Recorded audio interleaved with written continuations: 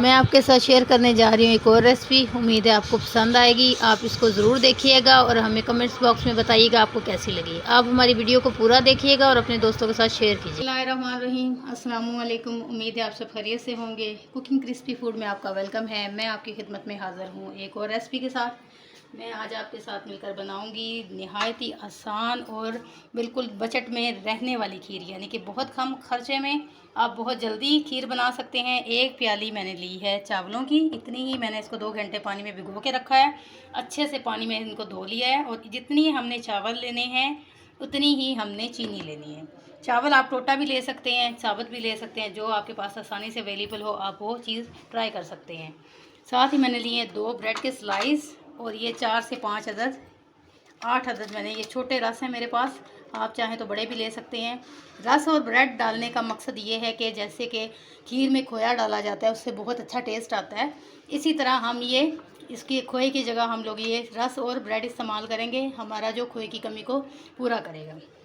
ये मैंने लिए हैं 4 मगज़ और ये ड्राई फ्रूट्स में मैंने लिया है जी खोपा लिया है एंड ये किशमिश है। 1 कप दूध का है। 4 किलो दूध मैंने बॉयल होने के लिए चूल्हे पे रख दिया है और तकरीबन मेरा दूध बॉयल हो चुका है। ये तमाम चीज़ें मैं मिक्सी में डाल के ब्रेड के मैं छोटे छोटे पीस कर लूँगी। चावलों के अंदर से पानी अलग कर लेंगे।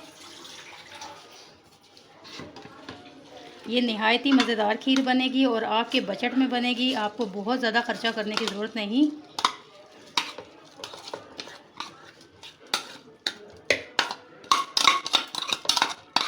जैसा कि आपको पता है आजकल महंगाई का दौर है और कम से कम खर्चे में हम लोग आपको डिश बताने जा रहे हैं जो नहायत ही आसानी से और मुहर्रम और हराम के दिनों में आप इसको आराम से बनाकर मोहल्ले में आगे पीछे दोस्तों में सबको आप खिला सकते हैं।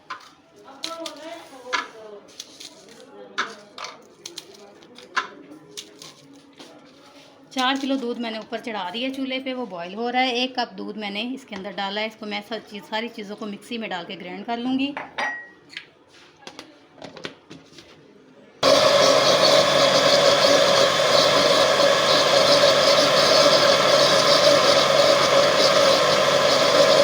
कर ली हैं। इधर मेरा दूध आप देख सकते हैं बॉईल हो चुका है।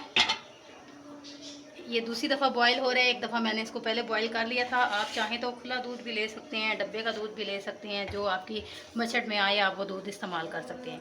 अब मैं इस मिक्सचर को थोड़ा थोड़ा डालकर इसको हिला दूँगी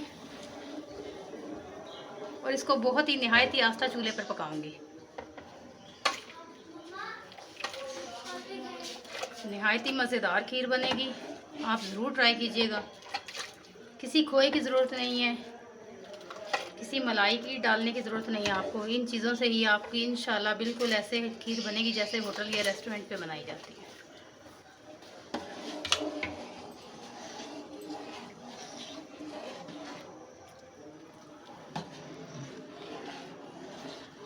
दूध मेरा बॉयल हुआ था, इसलिए ये आस्ता आस्ता बनना स्टार्ट हो गई है। मैं इसमें थोड़े थोड़े टाइम के बाद चम्मच हिलाती रहूँगी और इसको दम वाली फ्लेम पे, यानी कि बहुत तेज़ चूल्हे पे नहीं रखना मैंने, तो इसको मैं आस्ता आस्ता चूल्हे पे चढ़ाऊँगी और थोड़ी थोड़ी देर के बाद इसके अंदर चम्मच हिलाती जाऊँगी। मिलते हैं आपसे कुछ देर के बाद।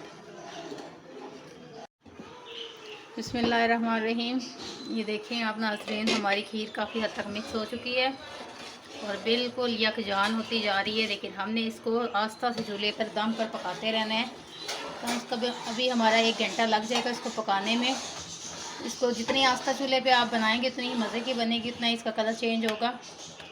मैंने इसको दम पे रख दिया है, लेकिन मैं थोड़ी थोड़ी देर के बाद इसके अंदर चम्मच बार बार चला रही हूँ ताकि ये नीचे ना लगे। मिलते हैं तकरीबन आपसे कुछ देर के बाद। बिस्मिल्लाहिर्रहमानिर्रहीम। हमारी खीर काफ़ी हद तक देखें कलर भी चेंज कर चुकी है और पक भी चुकी है, बन गई है, यकजान हो गई है, ऊपर मलाई की तहें बनना शुरू हो गई हैं। अब इसके अंदर मैं चीनी ऐड करूँगी। जैसे कि मैंने आपको बताया था जितने चावल उतनी चीनी, उससे चाहे तो आप थोड़ी सी कम डाल दें। आप चेक करके देख लें, अगर आपको चीनी बराबर लगे, काफ़ी लोग चीनी कम इस्तेमाल करते हैं, तो मैंने उससे थोड़ी सी कम डाली है। जो साइज़ है उससे मैं थोड़ी सी कम डाली है, क्योंकि शुगर वाले लोग भी होते हैं और मुझे वैसे भी मीठा थोड़ा कम ही पसंद है। अब मैं मज़ीद इसको आधा घंटे के लिए दम लगाऊंगी। और ये जो मैंने ड्राई फ्रूट्स रखे हैं इनको मैं अच्छे से धोकर अंदर डालूंगी। जैसा कि आपको मैंने दिखाया कि मैंने मगज़ इस्तेमाल करने हैं। मगज़ के अंदर हल्के हल्के सी डस्ट वगैरह होती है, इसको मैंने अच्छे से साफ़ कर लिया। इसको मैं वॉश करके इस्तेमाल करूँगी।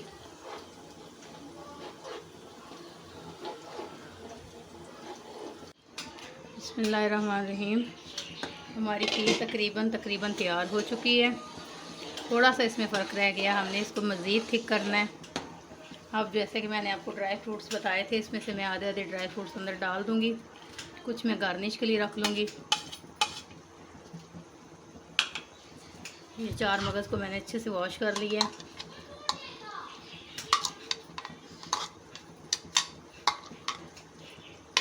इसको मैं 10 से 15 मिनट तक पकाऊंगी ताकि ये जो ड्राई फ्रूट्स डाले हैं ये थोड़ी गल जाएं। फिर आपको मैं इसकी फ़ाइनल लुक दिखाती हूँ। ये हमारी खीर पककर तैयार हो चुकी है, आप देख सकते हैं। मैं चूल्हा बंद कर दूँगी और आपको डिश आउट करके दिखाते हैं। माशाल्लाह बहुत प्यारा कलर आ रहा है।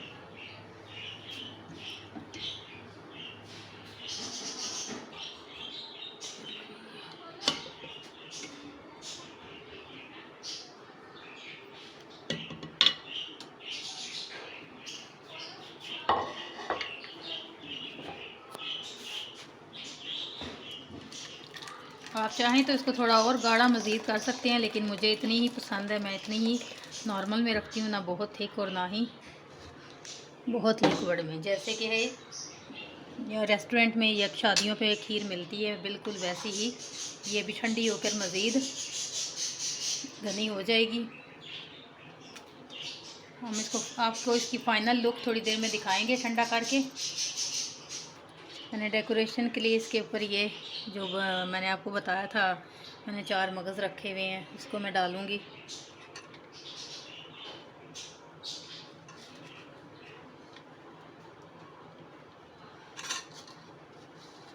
ये बहुत ही खूबसूरत लगते हैं। आप चाहें तो बादाम वगैरह भी इस्तेमाल कर सकते हैं। उसके बाद पिस्ता वगैरह भी अगर आपकी पॉकेट इजाज़त देती है तो आप वो भी डाल सकते हैं। जैसा कि मैंने आपको बताया कि मैंने आपको सस्ती सी, ये जो आपकी बजट के दरमियान में आता हो काम, इसके हिसाब से मैंने जो चीज़ें मुझे रीज़नेबल लगी मैंने वो आपको उसके साथ ये खीर बनानी बताई है। आप हमारी वीडियो को ज़रूर देखिएगा और हमें कमेंट्स बॉक्स में बताइएगा कि आपको हमारी खीर कैसी लगी।